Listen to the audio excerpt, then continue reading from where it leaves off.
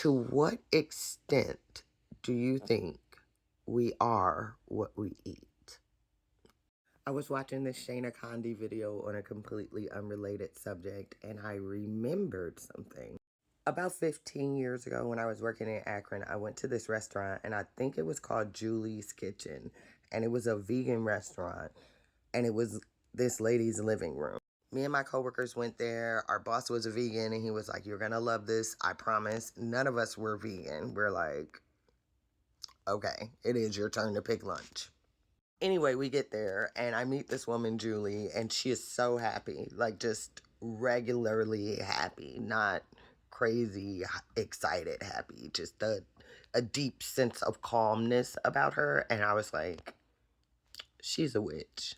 But we about to eat this food anyway. So anyway, I got the eggplant parmesan, and it came with no cheese. But the eggplants came from her backyard.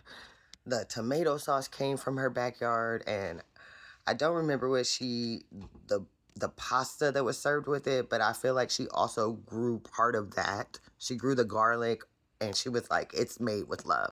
Y'all, when I ate that food, all of us sat at the table immediately after we finished eating, and we were just laughing and laughing, like high on life type shit.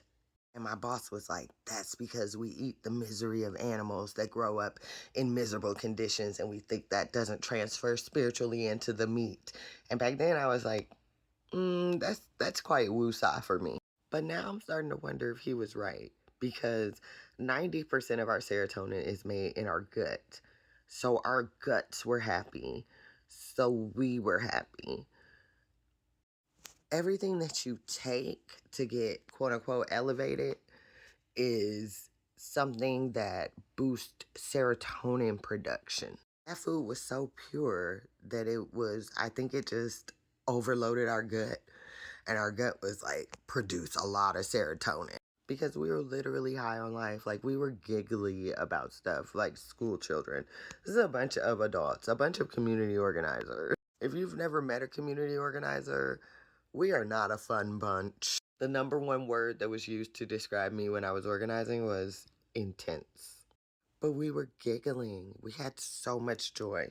And so I'm wondering if it's like this for people when they become vegans, because a lot of vegans seem like just a little bit angry, um, or judgmental. They don't seem happy and high on life. So I would like to hear from some vegans and from some non-vegans.